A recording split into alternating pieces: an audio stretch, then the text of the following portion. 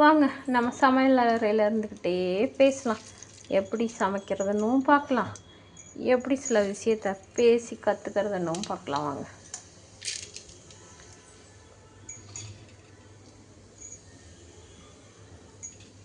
இப்போ என்னன்னு பார்த்தீங்கன்னா, இப்போ நம்ம வீட்டில் எப்படி எப்படிலாம் சமைக்கிறோன்னு நம்ம பிள்ளைங்க பார்த்துட்ருப்பாங்க. கரெக்டு தானே? நாம் எப்படி இங்கே சமைக்கிறோமோ அவங்களும் மேரேஜ் ஆனதுக்கப்புறம் அதே மாதிரி தான் போய் சமைப்பாங்க. எங்கள் அம்மா எப்படி சமைச்சாங்க, இப்படிலாம் சமைச்சாங்க, இந்த டேஸ்ட்டில் இருந்தது, எங்கள் அம்மா சமைக்கிற மாதிரி இல்லை அப்படிம்பாங்க. உடனே வந்து சில ஒய்ஃப் சொல்லுவாங்க, உங்கள் அம்மா நல்லா சமைச்சா உங்கள் அம்மாவே நல்லா சமைச்சு தர சொல்ல வேண்டியதானே, அப்புறம் எதுக்கு என்ன சமைச்சு தர சொல்கிறீங்கன்னு கேட்பாங்க. அதுக்கு காரணம் வந்து அது கிடையாதுங்க. அவங்க ஆரம்பத்துலேருந்தே அவங்க அம்மா சமைச்ச அதே டேஸ்ட்டில் வந்து சாப்பிட்டதுனால அவங்க சொல்கிறாங்க, எங்கள் அம்மா சமைச்ச மாதிரி இல்லை, இது வேறு டேஸ்ட்டில் இருக்குது அப்படின்னு. அதுக்காக நம்ம வந்து கோவப்படக்கூடாது.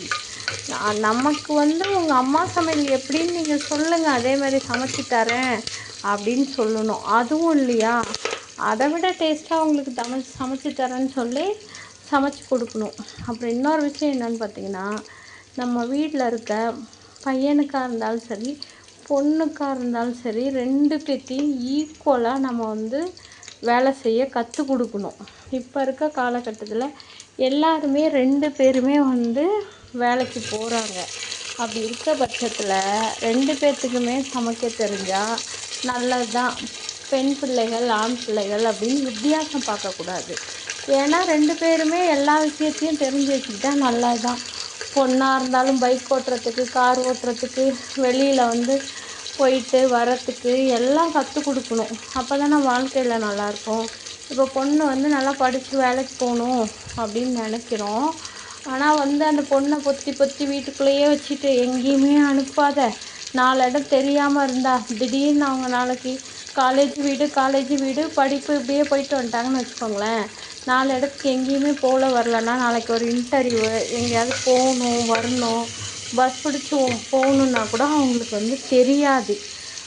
அதனால் ஒவ்வொரு விஷயத்தையும் நம்ம வந்து சொல்லி கொடுக்கணும். இப்போ நம்ம எங்கேயாவது வெளியில் போனால் பிள்ளைங்களையும் வெளியில் கூட்டிகிட்டு போகணும். இந்த பஸ் இருக்குது, இந்த இடத்துல இப்படி போனால் இங்கேருந்து இப்படி இது ஈஸியாக இருக்கும் அப்படின்னு நம்ம பிள்ளைங்களுக்கு நாம தாங்க சொல்லிக் கொடுக்கணும். நம்ம பிள்ளைங்களுக்கு சொல்லிக் கொடுக்க 4 பேர் வரவா செய்வாங்க? வரமாட்டாங்க.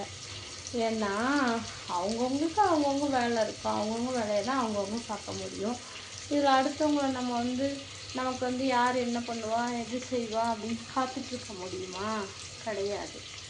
அதனால் நம்ம வந்து நம்ம பிள்ளைங்களுக்கு நல்லதையே சொல்லி கொடுப்போம், நல்லதையே செய்ய சொல்லுவோம். பிள்ளைங்களுக்கு சொல்லி கொடுப்போம். இங்கே பார் பாப்பா, அம்மா வந்து உனக்கு நல்லதை தான் சொல்லித்தரேன், இது வந்து செய்ய மாட்டேன்னு சொல்லாத, அட்லீஸ்ட் என்னன்னாவது ஜஸ்ட்டு தெரிஞ்சு வச்சுக்கோ. இப்போ சமைக்கலைனாலும் சமையல் அறையில் இந்த பொருளெல்லாம் இருக்குது, இதுக்கு தான் யூஸ் பண்ணுவாங்கங்கிறதையாவது தெரிஞ்சு வச்சுக்கணும். சில பேர்த்துக்கு பார்த்திங்கன்னா அதுவே வந்து தெரியாது. இது என்ன, இது ஏதோ புதுசாக இருக்குது அப்படிங்கிற மாதிரி தான் நினப்பாங்க. அதனால் நம்ம பிள்ளைங்களுக்கு அப்பப்போ கொஞ்சம் சமைக்கிற விஷயத்தையும் கூடவே கற்றுத்தருவோம். அந்த காலத்துலலாம் சொல்லியே கொடுக்கலனாலும், சமைக்க தெரிலனாலும், கல்யாணம் ஆனதுக்கப்புறம் வந்து சமைச்சு கற்றுக்குறாங்க. இப்போ நானாக இருக்கேன்னா, எங்கள் வீட்டில் வந்து படித்து முடித்ததுக்கு முன்னாடி படித்து முடித்தோடனே வேலைக்கு கொஞ்ச நாள் போயிட்டுருந்தேன். எங்கள் வீட்டில் நான் சமைச்சதே கிடையாது. ஆனால் எனக்கு சமைக்கிறதுக்கு பிடிக்கும். அது ஒவ்வொருத்தரும் ஒவ்வொரு மாதிரி இருக்காங்க.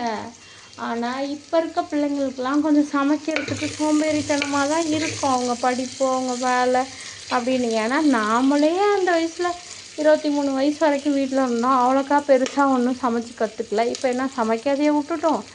இருந்தாலும் இப்போ இருக்க பிள்ளைங்களோட கேரக்டர் வந்து டிஃப்ரெண்ட்டாக இருக்குது, டிஃப்ரெண்ட்டாக யோசிக்குதுங்க. இப்போ இருக்க காலகட்டம் அப்படி. அதனால் நம்ம என்ன பண்ணணும்னு பார்த்திங்கன்னா, நம்ம பிள்ளைங்களுக்கு வந்து சமைக்கிறதுக்கு நம்ம சொல்லி தருவோம். பாப்பா இதெல்லாம் செஞ்சு கற்றுக்கோமா, உனக்கு யூஸ் ஆகும் அப்படின்னு சொல்லி, ரொம்ப இல்லைனாலும் ஒரு பேசிக்காக ஒரு பொண்ணு வந்து கல்யாணம் பண்ணி போச்சுன்னா ஒரு சாப்பாடு வச்சு சிம்பிளாக ஒரு குழம்பு ரசம், ஒரு பொரியல், அது மாதிரி வைக்கிறதுக்கு சொல்லி கொடுக்குறோம். கொஞ்சம் சிம்பிளாக தெரிஞ்சாவே அவங்க சூப்பராக வந்து செஞ்சுருவாங்கங்க. ஏன்னா இப்போ இருக்க பிள்ளைங்களாம் நம்மளை விட பயங்கர விவரம், பயங்கர புத்திசாலி, பயங்கர திறமை. அவங்களாம் ஒரு காரியத்தை ஒரு டைம் பார்த்தாவே செஞ்சுருவாங்க. நம்மளாம் சின்ன பிள்ளையில படிம்பாங்க. படிப்பு வருதோ இல்லையோ புக்கை பொழுதுக்கும் எடுத்து வச்சுட்டு உக்காந்துருப்போம் படிக்கிறோங்கிற பேரில். ஆனால் நம்ம புக்கும் கைமாக தான் இருப்போம். நம்ம என்னமோ மார்க்கு கம்மியாக தான் வாங்கியிருப்போம். ஆனால் இப்போ இருக்க பிள்ளைங்க படிக்கவே மாட்டேன்றாங்க. எப்போ பாரு எழுதுகிறாங்க, டிவி பார்க்குறாங்க, ஃபோன் பார்க்குறாங்க. ஆனால் மார்க் வந்து 85% எடுத்துடுறாங்க. அவங்க படிக்கிற இதை பார்த்திங்கன்னா கம்மியாக தான் படிக்கிறாங்க, ஆனால் மார்க் நிறைய எடுத்துடுறாங்க. அதுக்கு நாங்கள் சொல்கிறது என்னன்னு பார்த்திங்கன்னா, பாப்பா நீ கொஞ்சம் நேரம் தானே படிக்கிற, இன்னும் கொஞ்சம் நேரம் சேர்த்து படித்தா இன்னும் கொஞ்சம் மார்க் சேர்த்து வரும்ல பாப்பான்னு சொன்னால், இவ்வளோதாம்மா, இதுக்கு மேலே படிக்க முடியாதுமா, இதுக்கு மேலே மண்டையில் ஏறலமான்றாங்க.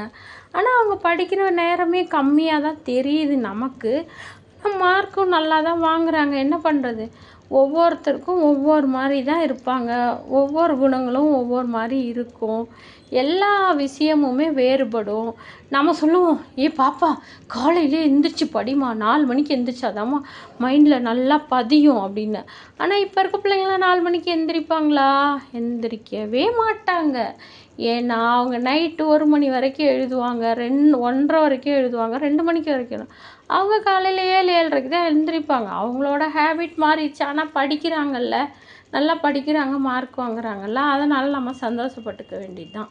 ஆனால் நம்ம என்ன பண்ணணுன்னா, அதுக்குன்னு பிள்ளைங்களுக்கு எல்லாமே தெரியும் அப்படின்னு நினச்சி எதையுமே சொல்லி கொடுக்காமல் இருக்கக்கூடாது. எல்லா விஷயத்தையும் நீங்கள் வீட்டில் இன்றைக்கி ஏன் விரதம் இருக்கோம், இன்றைக்கி எதுக்காக விரதம் இருந்தோம், இன்றைக்கி என்ன நடந்துச்சு அப்படிங்கிறத A to Z பிள்ளைங்களுக்கு சொல்லி கொடுக்கணும். இப்போ வந்து ஸ்கூல் போகிற பிள்ளைங்களா, காலையில் ஸ்கூல் போயிட்டு சாயங்காலம் அவங்க வீட்டுக்கு வராங்கன்னா, இன்றைக்கி என்ன நடந்தது, யார் கூட என்ன பேசினேன், டீச்சர் என்ன சொல்லி கொடுத்தாங்க, வேறவங்க என்ன உன்னை ஏதாவது கிண்டல் பண்ணாங்களா, ஏதாவது சொன்னாங்களா, அப்படிங்கிற ஒரு ஹேபிட்டை அந்த பொன் குழந்தைங்களுக்கு நம்ம சொல்லி கொடுக்கணும். அதே பையனுக்கும் சொல்லி கொடுக்கணும். மெயின் வந்து இம்பார்ட்டன்ட் பையனுக்கும் தாங்க, பொண்ணுக்கு மட்டும் கிடையாது. பையனும் ஸ்கூல் விட்டு வந்தால், காலேஜ் விட்டு வந்தால், தம்பி இன்றைக்கி என்னடா பாடம் நடத்துனாங்களா, எங்கடா போனேன், யார் கூடடா போனேன், யாரெல்லாம்டா பார்த்தேன், என்ன பண்ணடான்னு டெய்லி வந்து நம்ம கேட்கணும். அப்படி கேட்டுட்டு இருக்கக்குள்ள தான் அந்த பிள்ளைங்க என்ன பண்ணுறாங்க, ஏது பண்ணுறாங்கங்கிறத நம்மளால் தெரிஞ்சுக்க முடியும்.